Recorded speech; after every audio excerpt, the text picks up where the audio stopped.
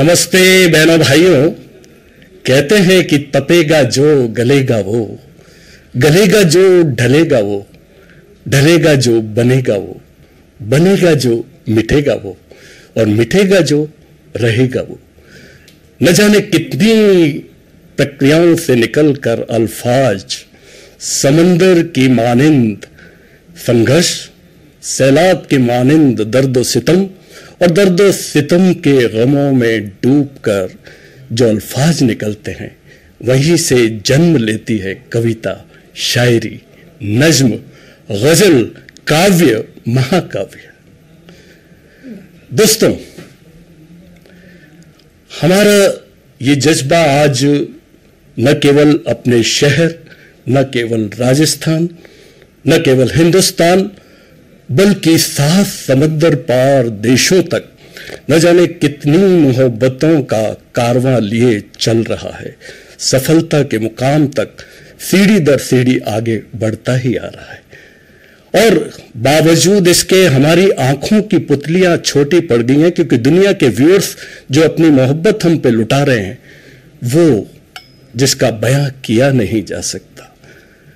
और ये केवल एक टीवी एपिसोड नहीं है, जज्बा हमारा केवल एक टीवी प्रोग्राम नहीं है, बल्कि जज्बा एक साहित्य का त्योहार है और हमारी तहजीबों का जश्न है।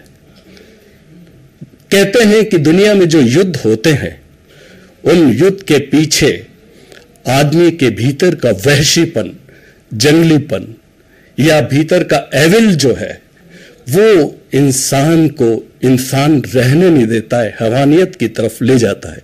और इससे बचने का एक ही तरीका है कविता, शायरी, गजल, जश्न और उस जश्न में डूबी हुई नज्म और हमारी रचनाएं। दोस्तों, एक बात कहते हुए हम आज के कारवां की तरफ आगे बढ़ते हैं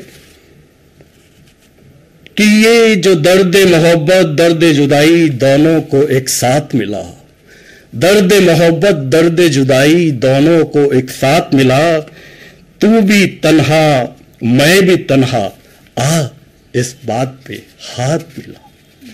तो आज जज्बा का ये आगाज हम एक दूसरे की तन्हाई से दूर रहते हुए कविता के साथ और इस तरह इस सिलसिले को आगे बढ़ाते हुए चलते हैं कि जज्बा का ये सिलसिला तो यूं ही बढ़ते ही जाएगा, तेरी आवाज और मेरी आवाज जरा साथ मिला, जरा साथ मिला। तो आइए जज्बा का आगाज करते हैं। मैं सबसे पहले तारुफ करवाना चाहूंगा आज हमारे बीच जो कवित्री हैं, शायरा हैं। सबसे पहले मैं मिलवाना चाहूंगा डॉक्टर पूजा राजपुरोहित, जो हमारी एक शहर की वरिष्ठ कवित्री हैं।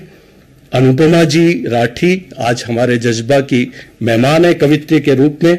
निहार खान जो हमारे साथ हैं, गर्विता वैष्णव और भाविका टाक।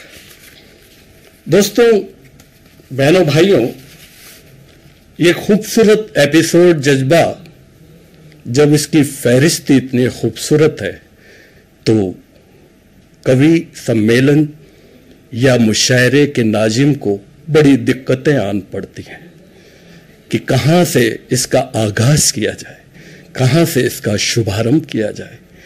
तो बस कुछ अल्फाज मेरे सामने आए कि मोहब्बतों की दुकान नहीं है, मोहब्बतों की दुकान नहीं है, वतन नहीं है, मकान नहीं है, कदम का मीलों निशा नहीं है, कहीं ये गीता कहीं ये कुरान, कहीं पे पूजा अजान है, ये सदाकतों की जुबान है, ये खुला खुला आसमान है। तो इस खुले आसमान के नीचे कविता, शायरी और गजल लेकर आइए हम आज मिलवाने जा रहे हैं अपनी पहली कवित्री, जिनका नाम का अगर हम संस्कृत में अर्थ देखें तो भावना से लवरेज, भावना से भरा हुआ जिनका नाम है और जिनकी अभिव्यक्ति भी भावना के उसी मुकाम तक पहुंचती है जिससे वो लवरेज हैं। हमारे साथ हैं भाविका टाक, आज की हमारी पहली कवित्री। तो मैं उन्हें आमंत्रित करता हूं कि वे आएं और अपना काव्य पाठ करें। यहाँ पे उपस्थित जो भी आदरणीय लोग हैं उनको सभी को मेरा नमस्कार। सबसे पहले तो मैं यही कहना चाहूँगी, और सर बता चुके हैं वैसे, मेरा नाम भाविका टाक और मैं प्रमोद वैष्णव सर की स्टूडेंट हूँ। रंगमंच में उनके साथ 2 साल से काम कर रही हूँ। तो इसी से मुझे कविता लिखने की प्रेरणा मिली और उनकी वजह से ही आज पहली बार मैं इस मंच पर खड़ी हूँ। स्वागत। तो इसी के साथ पहली कविता की शुरुआत करती हूँ मैं। ये कविता मैंने इसलिए लिखी है कि मतलब आजकल देखा जा रहा है जैसे सब फ़ोन यूज़ करते हैं, तो ज़्यादातर लोग फ़ोन में घुस गए हैं। देखा जाए तो क्योंकि जो लोग हैं आपस में बैठकर बातचीत करना बिल्कुल कम सा कर गए हैं। सही बात कि फ़ोन में रहते हैं तो ऐसा है कि मतलब आपसी जो बैठ के पहले बातचीत हुआ करती थी उसका माहौल कम सा हो गया है। क्या बात, बंद सा हो गया। बिल्कुल कम सा हो गया है। तो इसी को लेके मैं अपनी कविता की शुरुआत करती हूँ। स्वागत है। कि नहीं रहा अब पहले सा सब कुछ। वाह। कि नहीं रहा अब पहले सा सब कुछ, साथ जिनके किया करते थे हम बातों घंटों बैठकर। वाह। कि साथ जिनके किया करते थे हम बातों घंटों बैठकर। वाह।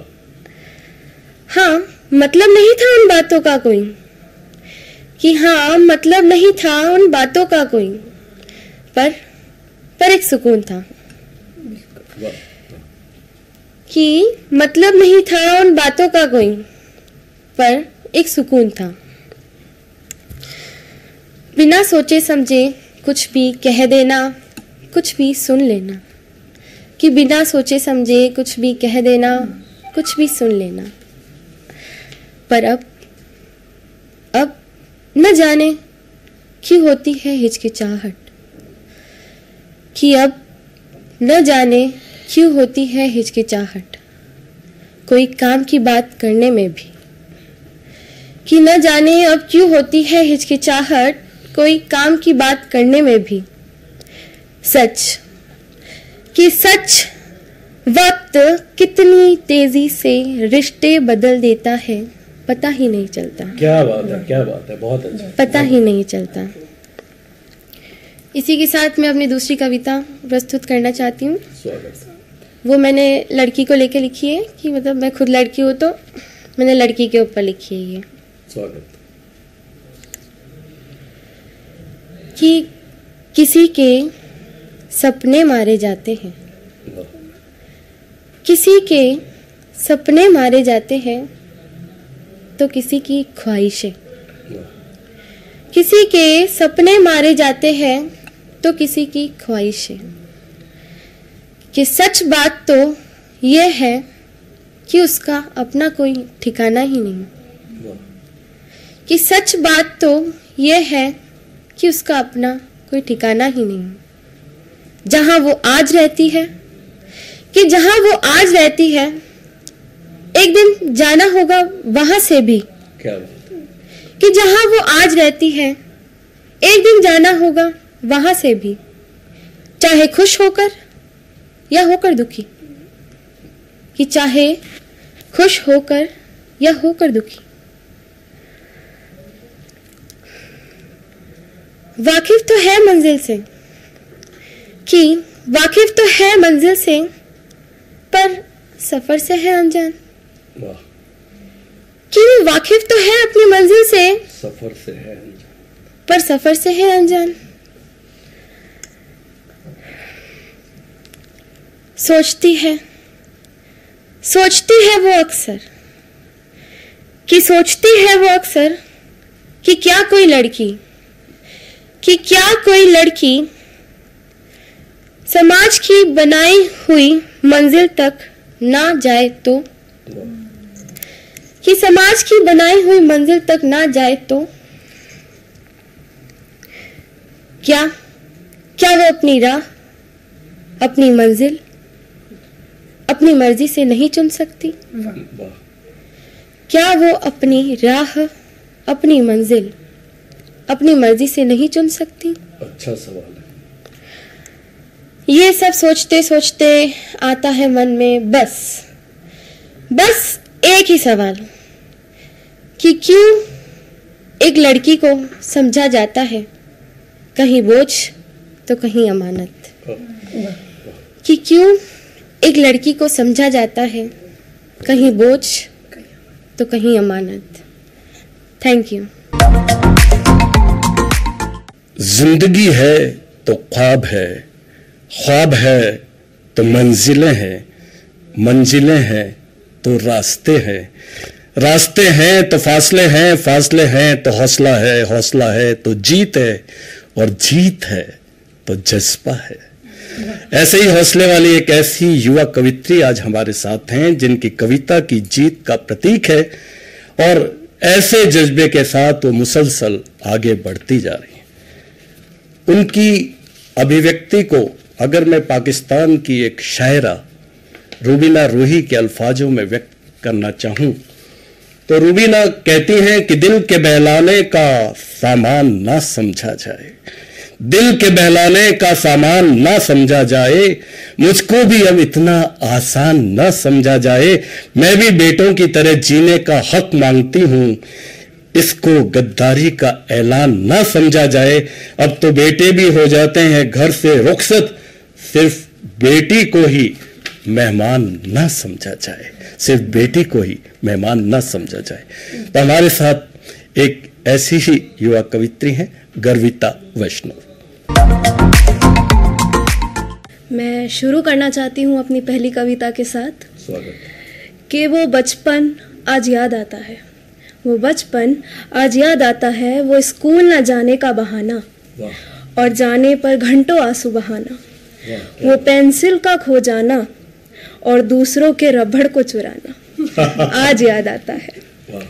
वो जरा सी बात पर झगड़ना और गलती पर बेलन का पड़ना, वो दूर धूप में साइकिल चलाना और घर आकर बीमार पड़ जाना आज याद आता है।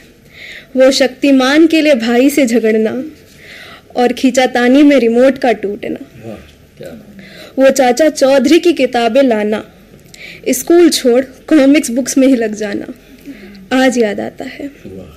वो पैसे चुराकर वीडियो गेम का लाना, बड़ी सी टीवी पर मारियो का खुदाना, वो दोस्तों के साथ मेला जाना आज याद आता है, आज याद आता है। मेरी दूसरी कविता है। एक बचपन का जमाना था, एक बचपन का जमाना था जिसमें खुशियों का खजाना था। चाहत चांद को पाने की थी पर दिल तितली का दीवाना था। खबर ना थी कुछ सुबह की ना शाम का ठिकाना था। थक कर आना स्कूल से पर खेलने भी जाना था। माँ की कहानियां थी, परियों का फसाना था। बारिश में कागज की नाव थी, हर मौसम सुहाना था। हर खेल में साथी था, हर रिश्ता निभाना था। गम की जुबान न थी ना जख्मों का पैमाना था। रोने की वजह न थी ना हंसने का बहाना था।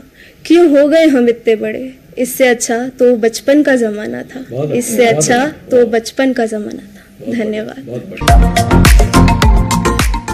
दोस्तों, अंदाजे फिक्र भी कुछ अलग अलग होते हैं। एक अंदाजे फिक्र की तस्वीर ये है कि जो हो रहा है उसे देखते रहो चुपचाप, और एक अंदाजे फिक्र की तस्वीर ये भी है कि मैं इसलिए जिंदा हूं कि मैं बोल रहा हूं, मैं इसलिए जिंदा हूं कि मैं बोल रहा हूं। दुनिया किसी गूंगे की कहानी नहीं लिखती। तो ये जो आपको बोलना पड़ेगा, आपको कोई कहना पड़ेगा, कुछ कहना पड़ेगा। अगर आपकी जुबान बंद रहेगी तो आप क्या कह पाएंगे? और यही बात शिद्दत के साथ एक कवि, एक शायरा जो कहती हैं वो लाजवाब है। हमारे साथ आज एक ऐसी कवित्री हैं जो उनका केवल, अगर उन्हें मैं एक विश्वविद्यालय की तरह कहूं तो उनकी एक फैकल्टी है कविता। उनकी फैकल्टी में बहुत सारे हरफन मौला की तरह उनका व्यक्तित्व है। उन्होंने जब नृत्य में भाग लिया तो बहुत शबाब तक पहुंची और उन्होंने मुंबई जाके उसका प्रशिक्षण भी लिया। और जब उन्होंने नाटक में भाग लिया तो एक बेहतरीन अभिनेत्री के रूप में आज भी वो स्थापित है मंच पर। लेकिन अब कविता में उनकी कलम जो चल रही है, लेखनी जो चल रही है, देखते हैं ऐसी हरफन मौला ऑलराउंडर व्यक्तित्व निहार खान हमारे साथ हैं। मैं गुजारिश करूंगा कि वो आए और अपना दावते कलाम उन्हें देना चाहूंगा। नमस्कार सभी को। आज जो मेरी पहली कविता है वो मैंने बचपन और दोस्ती के बारे में लिखी है, और जो दूसरी कविता है वो मैं बुढ़ापे को लेके क्या सोचती हूँ उसके बारे में लिखी है। पहली कविता से शुरू करते हैं। यादें बचपन की हंसी टिटोली, टीचर की डांट, मस्ती की बोली, क्लासरूम का वो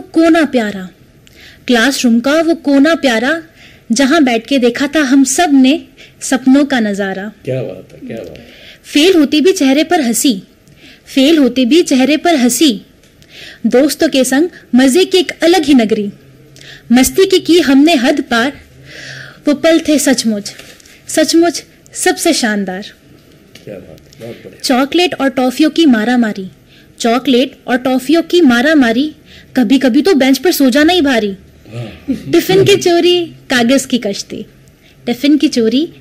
की कश्ती, वो पल थे सच्चे, वो पल थे मस्ती। अब बड़े हो गए, समय है बदला, जिम्मेदारियों ने दिल को है मचला, काम की धुन सपनों की उड़ान, पर दिल में है अभी भी वही बचपन वाली जान। कभी कभार मिलते हंसते गाते, दोस्ती के वो मीठे पल फिर से दोहराते। फोन की घंटी चैट की बात, पर वो साथ का एक एहसास सबसे खास। अब भी वही दोस्ती, वही प्यार, दिल के कोने में बसा है वही संसार। चाहे कितना भी बदल जाए जीवन, लेकिन दोस्ती का रंग कभी ना हो पुराना। बहुत अच्छा। मेरी दूसरी कविता। चलो सोचते हैं बुढ़ापे के बारे में, कैसे होंगे हम, क्या होंगी सौगातें, जब बाल होंगे सफेद और यादें होंगी धुंधली, चश्मे से पड़ेंगे अखबार की लंबी लंबी लाइन, घुटनों का होगा दर्द, चलना होगा मुश्किल, लाठी का सहारा बन जाएगा किस्मत का कील। सुबह की सैर में धीमी होगी चाल, बच्चों की किलकिलाहट सुन आएगी चेहरे पर एक प्यारी सी मुस्कान, बच्चों की आवाज होगी मस्ती की धुन, हम कहेंगे अरे ये सब तो हमारे भी थे कभी गुण। क्या बात है। दोपहर की झपकी किताबें बिछाएंगी पुल, बीते दिनों की याद दिल में जगाएंगे गुल। हर शाम चाय की चुस्की और दोस्तों का साथ, सुनाएंगे किस्से, हंसेंगे और करेंगे दिल की बात। घर के आंगन में बैठ देखेंगे सूर्यास्त का रंग, सोचेंगे ये जीवन भी कितना है सुहाना संग। क्या बात है। बुजुर्गी का सफर होगा कुछ कठिन कुछ प्यारा, हर पल में हम ढूंढेंगे जीने का एक नया सहारा। धन्यवाद। दोस्तों, एक बार हमारी महान कवित्री माँ मीरा जब ब्रिज की धरती पर गईं, तो वहां एक मंदिर था जहां पर महिलाओं का प्रवेश ही निषिद्ध था। फिर भी माँ वहां गईं और उन्होंने अंदर जाने की कोशिश की, तो पुजारी ने कहा कि यहां तो केवल पुरुषों का ही प्रवेश है। तो मीरा ने पूछा कि फिर तो आपको भी बाहर आना चाहिए, क्योंकि इस सृष्टि में पुरुष तो एक ही है और वो है कान्हा। खैर, हमारी मां मीरा ने पहली बार किसी महिला के रूप में उस मंदिर में प्रवेश किया। जब रात को राग रंग की महफिल बैठी तो माँ मीरा ने अपनी एक भजन नुमा कविता सुनाई। तो वहाँ कई सुरों के महारथी बैठे थे। उन्होंने कहा कि मीरा बाई आपने बहुत अच्छा गाया, लेकिन कहीं कहीं एक आध सुर में कमी थी। उन्होंने कहा कि इंसानों को रिझाने के लिए सुर और राग में गाया जाता है, उसको रिझाने के लिए तो अनुराग में गाया जाता है। तो एक मीराबाई जिनके भीतर एक महान कवित्री भी थी, वही ऐसा जवाब दे सकती थी। तो आइए मैं हमारी अगली कवित्री जो बहुत कोशिश कर रही हैं, बहुत अच्छा लिख रही हैं इन दिनों, मैं उन्हें दावत देता हूं कि वे आए माइक्रोफोन पर और अपना काव्य पाठ करें। अनुपमा जी राठी। जय गणेश। आप सभी को अनुपमा राठी का प्रणाम।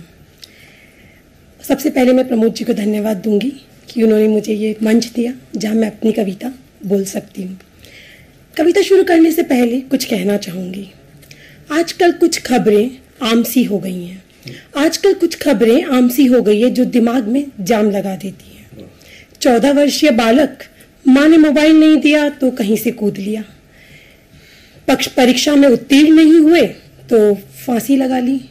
प्रेमी युगल मिला नहीं तो जहर खा लिया। हम लोग कितने हल्के में अपनी जिंदगियां ले रहे हैं। एक जीवन जो है हमारा, एक प्रभु की बहुत ही अच्छी सौगात है। मेरी कविता इसी के ऊपर है। मैं शुरू करती हूँ। जीवन है अनमोल, हर किसी के जीवन में वो मोड़ आता है। जिंदगी से ज्यादा मौत का चेहरा खूबसूरत नजर आता है। कभी न कभी ये बुरा विचार हम सबके मन में आता है। वजूद अपना लगने लगता है बोझ, इसे छोड़ देने का ख्याल आता है। लकीरें सब हाथ की हाथी में तो है, लकीरें सब हाथ की हाथी में तो है, मेरे ही हाथ क्यों नहीं आती, ये सवाल आता है। जब हार का ख्याल आता है, कोई भी हो तड़प ही जाता है। गर छू न पाए मंजिल तो वो पूरी तरह टूट जाता है। पल ऐसा भी आता है जब ये जीना समझ ही नहीं आता। फिर थाम ले दामन मौत का, सिर्फ ऐसा नजर आता है। और फिर ये दिल दिमाग पे ऐसा हावी होता है और ऐसी कायरता का कदम कोई उठा ही जाता है। लेकिन रुक जाओ अब। ये लटकना ये कूदना बहुत हुआ। जिसने भी ये किया उसका सब कुछ ही खो गया।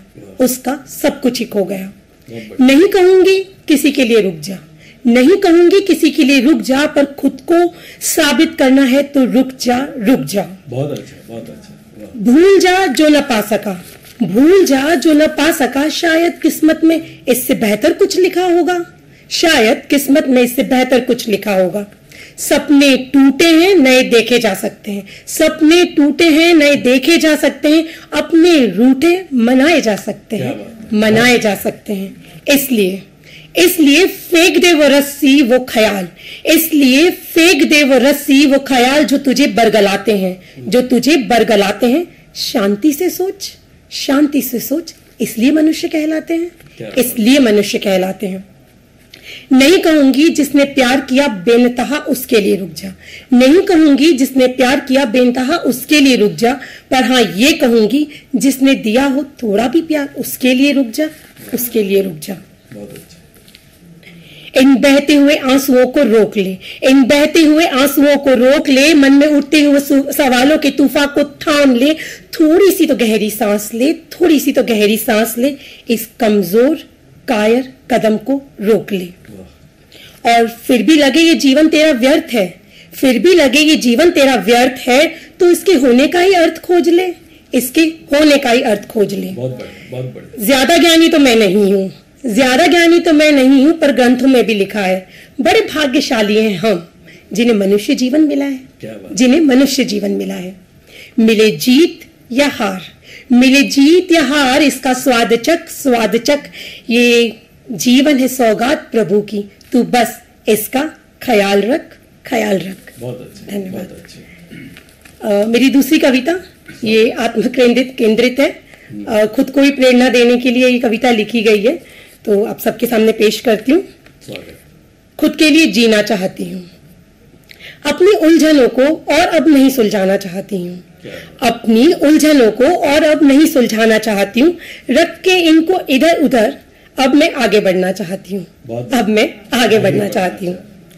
इसने उसने न जाने किसने किसने, इसने उसने न जाने किसने किसने क्या किया है, यह मैं अब किसी और को नहीं बताना चाहती हूँ। वो यह कर सकता था, वो ये नहीं किया, या जो भी है, ये सब उम्मीद अब मैं किसी से नहीं रखना चाहती हूँ, ये उम्मीद अब मैं किसी से नहीं रखना चाहती हूँ। जो भी गलत हुआ मेरे साथ में, वो मैं अब दिल में नहीं रखना चाहती हूँ। आंखों से बहते बेहिसाब दर्द के सैलाब को, आंखों से बहते बेहिसाब दर्द के सैलाब को अब मैं थामना चाहती हूँ, अब मैं थामना चाहती हूँ। जो खो चुके हैं रिश्ते, जो खो चुके हैं रिश्ते, यकीन मानो उन्हें अब और नहीं पाना चाहती हूँ, अब उन्हें और नहीं पाना चाहती हूँ। अपनी जीवन रूपी इस लड़ी को, अपने जीवन रूपी इस लड़ी को मैं खुद के भरोसे ही मजबूत करना चाहती हूँ। हर एक मोती उसमें, हर एक मोती उसमें अब मैं खुशी का पिरोना चाहती हूँ, अब मैं खुशी का पिरोना चाहती हूँ। बहुत मिल ली इससे उससे सभी से, बहुत मिल ली इससे उससे सभी से, अब मैं खुद में गुम होना चाहती हूँ, अब मैं खुद में गुम होना चाहती हूँ। ना इसके लिए ना उसके लिए, ना इसके लिए ना उसके लिए, अब मैं खुद के लिए जीना चाहती हूँ, खुद के लिए जीना चाहती हूँ। धन्यवाद। अमेरिका को धूल चटाकर वियतनाम के राष्ट्रपति हो ची मिन्ह जब भारत आए तो उनके सम्मान में नई दिल्ली में एक समारोह आयोजित किया गया। उस समारोह में जब वो आए तो उन्होंने देखा कि सामने अमृता जी प्रीतम बैठी हैं। अमृता जी प्रीतम को देखते वो उनके नजदीक आए, क्योंकि अमृता जी प्रीतम एक ऐसा व्यक्तित्व थी जो विश्व में अपनी लेखनी के लिए, अपनी बेबाक जिंदगी के लिए बहुत ही लोकप्रिय थी। उन्होंने अमृता जी से मुलाकात की और अमृता जी के पहले माथे को चूमा और फिर कहा कि आप और मैं दोनों सिपाही हैं, मैं तलवार से लड़ता हूं, आप कलम से लड़ती हो। ये हमारी एक कवित्री का सम्मान है। और जब पार्टीशन के बाद पाकिस्तान से यानी लाहौर से अमृतसर ट्रेन में जब अमृता जी जा रही थी तो उन्होंने बस एक फटे हुए पन्ने पर कुछ पंक्तियां लिखी जो आज भी पाकिस्तान में वारिस शाह की मजार पर हर वर्ष गीत के रूप में गुनगुनाई जाती है, बल्कि एक कोरस के रूप में गाई जाती है। मैं वो कुछ चित्र रखना चाहूंगा कि अपनी कब्र से बोलो। वारिस शाह से उन्होंने कहा कि अपनी कब्र से बोलो और इश्क की किताब का कोई नया वर्क खोलो।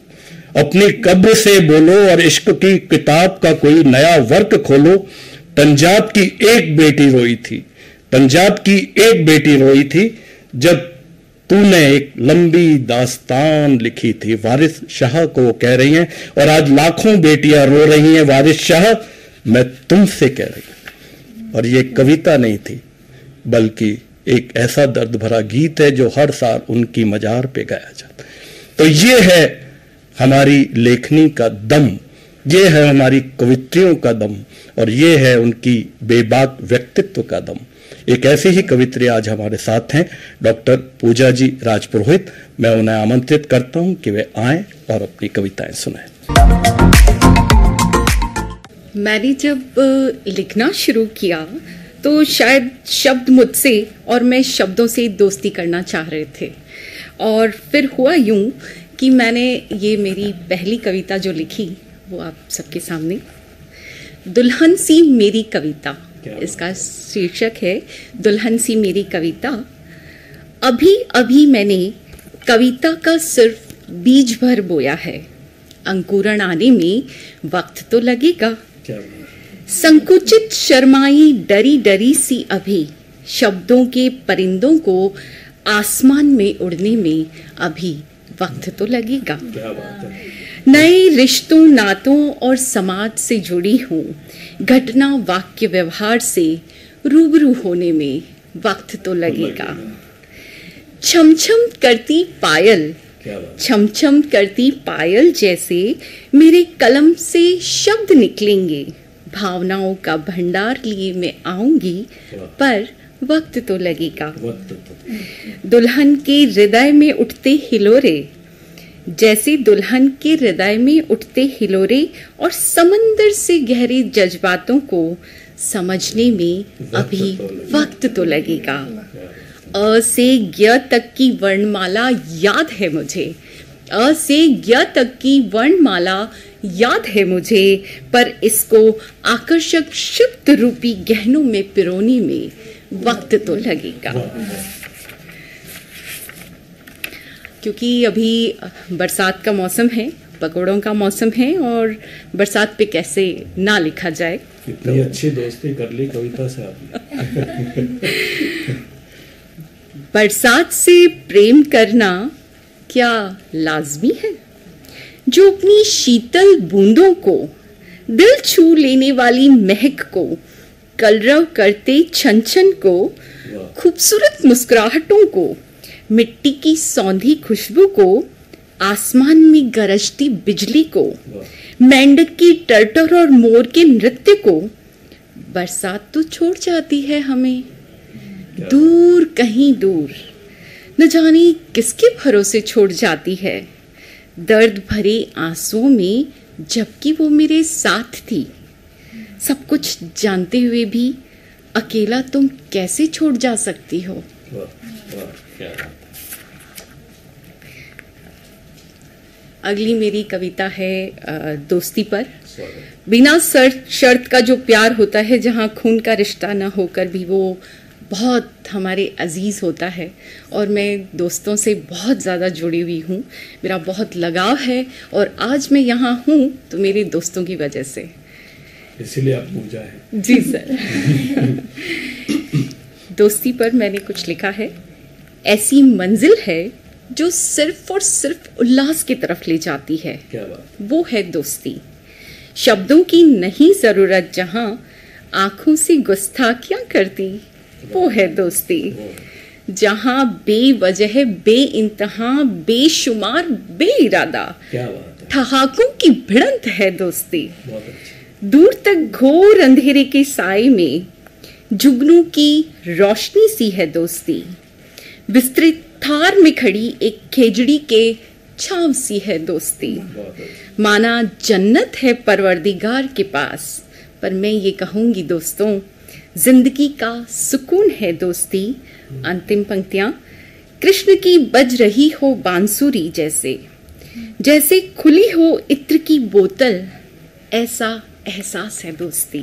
वाह, वाह, बहुत अच्छा, बहुत अच्छा, बहुत अच्छा।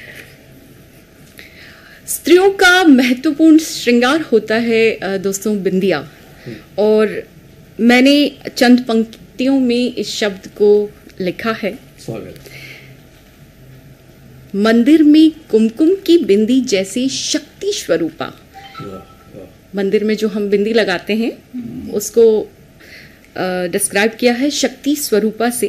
क्या बात। गंगा के पानी की बिंदी जैसे पवित्रता का हो एहसास। वाह। चंदन की बिंदी जैसे शीतलता का मनोबल। अब आती है पिया की सिंदूरी बिंदी, जैसे चांद उतर आया हो माथे पर, चांद ने मानो कर दिया हो स्त्रीत्व की पूर्णता को सशक्त और सशक्त।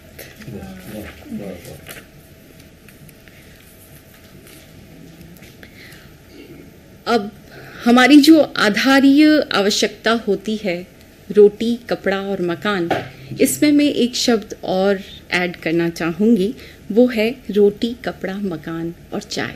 चाय, क्या बात है। वाह, वाह, वाह। तो कोई अतिशयोक्ति न होगी। सही है।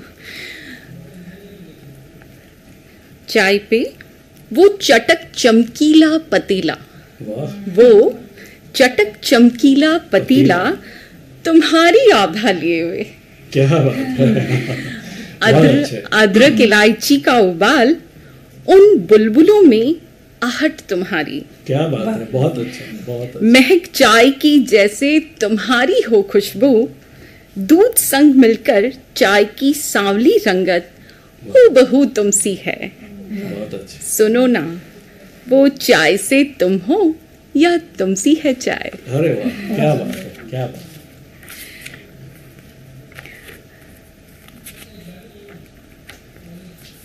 एक और स्वागत। एक खेल हम सबने जरूर खेला है, चाहे वो प्यार में, ममत्व में, गुस्से में या नाराजगी में। आंखों ही आंखों में जो खेल हम खेलते हैं उसके बारे में मैंने कुछ पंक्तियां लिखी हैं। आशा करती हूँ आपको पसंद आएगी और आज की ये मेरी अंतिम रचना है। तुम्हारी आंखें बहुत बातूनी हैं, वाह, क्या बात है।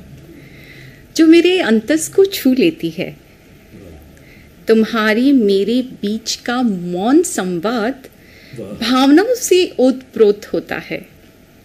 वे मुझे प्रेम और दर्द के किस्से सुनाती है। एक अनकही बातचीत फिर भी इतनी गहरी। क्या बात है। एक अनकही बातचीत फिर भी इतनी गहरी। मैं महसूस करती हूँ तुम्हारे प्यार को। वो आंखें जो चटक चमकदार धवल उज्ज्वलता लिए मानो कह रही हो। वो आंखें जो चटक चमकदार धवल उज्ज्वलता लिए मानो कह रही हो, मैं सिर्फ तुम्हारे लिए और तुम सिर्फ मेरे लिए बने हो। क्या बात है, क्या बात है, बहुत धन्यवाद। तो दोस्तों, बहनों भाइयों, आज से करीब 2.5 वर्ष पहले हमने एक गणतंत्र दिवस पर छोटा सा कवि सम्मेलन अपने 24 न्यूज चैनल पर आयोजित किया था। उस कवि सम्मेलन से जो मोहब्बत, जो बेशुमार मोहब्बत हमें मिली, तो एक हौसला बढ़ा कि इस प्रोग्राम को रेगुलर प्रोग्राम किया जाए। और हमने एक प्लान बनाया और मासिक रूप से जज्बा नाम से ये प्रोग्राम शुरू किया। इसे डिजाइन किया मेरे रंगकर्मी साहित्यकार छोटे भाई प्रमोद जी वैष्णव ने, और हमारे चैनल हेड अजय अस्थाना जी ने एक फ्री हैंड दिया कि आप इस प्रोग्राम को आगे बढ़ाते रहिए। और ये ईश्वर की मेहरबानी है कि आज ये प्रोग्राम न केवल हिंदुस्तान में बल्कि सोशल मीडिया के माध्यम से पूरे विश्व में लाखों लाख इसके चाहने वाले हैं, इसके व्यूअर्स हैं। और जो हमारे पास खत भी आते हैं, मैसेज भी आते हैं, उनसे हमें और ज़्यादा हौसला मिलता है। बहरहाल ये प्रोग्राम आगे बढ़ता ही जा रहा है और इसमें अब तक करीब 180 के आसपास पोइट्स आ चुके हैं। लेकिन खास बात एक अलग है। खास बात यह है कि वो कवि जो बहुत अच्छा लिख रहे हैं लेकिन उन्हें मंच नहीं मिलता, या मंच के कुछ मठाधीश उन्हें अपने मंच पर चांस नहीं देते, तो हमने ये मंच स्थापित किया। और ये खुदा का शुक्र है, ये ऊपर वाले की मेहरबानी है कि इस प्रोग्राम में आने के बाद एक ही हिट में वो कवि लगातार आगे बढ़ता ही जाता है, पीछे मुड़ के नहीं देखता। और हमने हिंदी, अंग्रेजी और उर्दू तीनों ही भाषा में कवियों और कवित्रियों को बुलाया है और आज ये सफलतापूर्वक आगे बढ़ रहा है। और खास बात ये भी है कि कुछ सीनियर पोइट्स भी हम इसमें बुलाते रहे हैं ताकि जो नवोदित कवि हैं उनको हौसला बढ़ता रहे। बस मैं जाते जाते यही कहूंगा कि हर एक सांस में लेकर तुम्हारा प्यार चले, अपने व्यूअर्स के लिए, कि हर एक सांस में लेकर तुम्हारा प्यार चले। दिलों को जीतने के लिए आए थे, दिलों को जीतने के लिए आए थे, खुद को ही हार चले, खुद को ही हार चले। तो बहरहाल बहनों भाइयों, ये आज का जज्बा मैं समझता हूं कि उसी मुकाम से, उन्हीं अल्फाजों से आपके दिलों तक पहुंचा होगा। और मैं इसके लिए आज के जो हमारे आमंत्रित कवित्री हैं और जो शायरा हैं, उनका शुक्रिया अदा करना चाहूँगा। डॉक्टर पूजा जी, अनुपमा जी राठी, निहार खान, गर्विता और भाविका, सभी ने बहुत ही शानदार अपने अल्फाजों को बहुत ही अलग तरीके से, नए तरीके से पिरोया। तो मैं 24 न्यूज़ चैनल की तरफ से, हमारे चैनल हेड अजय अस्थाना साहब की तरफ से और पूरी यूनिट की तरफ से आप सभी का बहुत बहुत शुक्रिया, बहुत बहुत धन्यवाद।